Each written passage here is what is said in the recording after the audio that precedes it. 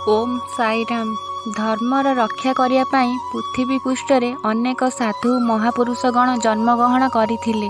तांक मध्यरु जणे हेउचंती शिरडीर साई बाबा, जिए कि अधर्म को केवल नाश करि नांती बरं धर्म प्रति विश्वास और अविश्वास रखिथिबा लोकंक मध्य सठिक मार्ग रे चालिबा सिखाइचंती। साई बाबांक जन्म विषय बहुत कम कथा जना अछि। जना जाए जे साई बाबांक जन्म गोटे ब्राह्मण परिवार रे होइथिला, जिए कि तांकु 5 वर्ष बयस रे जने फकीर को सम्मति देइथिले।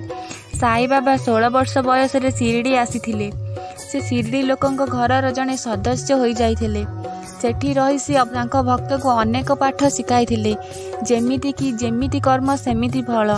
जदि तुमको कहीं दुख दिए तेबे ता विषय केबे अमंगल चिंता कर नाई, सबु बेले तार मंगल कामना कर।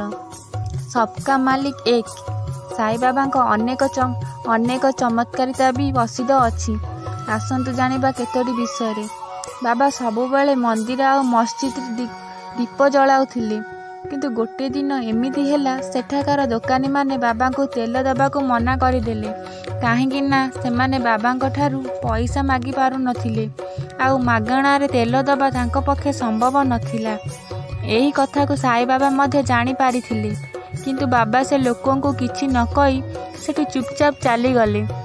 बाबा से दीप गुड़िक पानी भरी देले, आउ सेही दीप को जलाइले। दीप गुड़ाक हुतु हुतु होई जलिबार लागिला। पूरा गाँव रे बाबांकर एही चमत्कारिता विषय चहल पड़ीगला। से दोकानी माने आसी साई बाबा को क्षमा मागिले। साई बाबा सो हृदय से क्षमा करदेले। तेणु जीवन रे काहाकु केबे मिछ कुहनी, सत कुह बोली शिक्षा देले।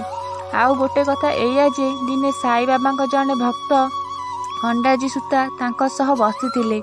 बाबा अचानक तांको कहिले, तुमे तुम बिल आड़े तुरंत जाओ, तुम बिल रे निया लागिची। बाबांक कथा सुनिया मात्रे कंडाजी तत्क्षणात निज बिल आड़ को बाहरी परिले। किंतु से जेबे बिल रे पहुँचिले से देखिले जे कौनसी स्थान रे निया लागी नाई। से पुणी बाबांक पाखक फेरी आसी तांको पचारले, बिल रे तो कोठी भी निया लागी नाई। तेबे साई बाबा कंडाजी को पुणी थे आदेश दे कहले, तुमे जाई पुणी भल से देख। एई थरक से जेबे देखा गले देखिले जे सेठी सतरे निया लागिची, जहा कि पूरा बिल को नष्ट कर दउथला। निया देखी सारा गाँव रे चहल पड़ीगला। कंडाजी साई बाबा को साहाय्य पाई डाकिले। साई बाबा सेठांको आसी शांतिर मंत्र पढ़ी से निया रे किछि पानी रो बुंदा छिंची देबा फल से निया लिभि गला। दिने राह बहादुर महेश्वर प्रधान निज स्त्री को सांगरे धरी साई बाबा दर्शन पाई शिरडी आसिले। किंतु सेठी बाहरिबा समय रे प्रबल वर्षा पवन आरंभ हो गला।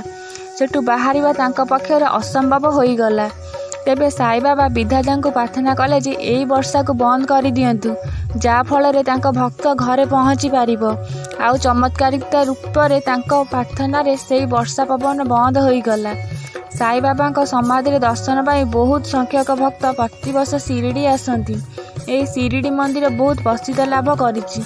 एई मंदिर निर्माण नागपुर जड़े प्रसिद्ध शेख गोपाल राव पुटी 1915 मसीहा यही मंदिर निर्माण करथिले।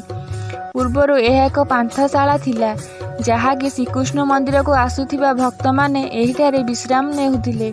एमिति सुना जाए जे दिने राति रे गोपाल राव को स्वप्न रे साई बाबा दर्शन देई एही मंदिरटी निर्माण करने को कहिथिले। एही समाधि स्थल भागरे गोटे निम गछ अछि, जेउंठी कि साई बाबा बसुथिले आउ निज भक्त को प्रवचन देउथिले। सुना जाए जे एही निम गछर पत्र पिता नुहे बरं मिठा लागे। एही मंदिर बाहरे अछि द्वारकामयी, जहा कि बाबा आसिया पूर्वर यह एक दरगाह थिला, जहाको कि बाबा धर्म भेद हटाई द्वारकामयी कले। सेठी गोटे पत्थर अछि जहा ऊपर कि बाबा बसुथिले।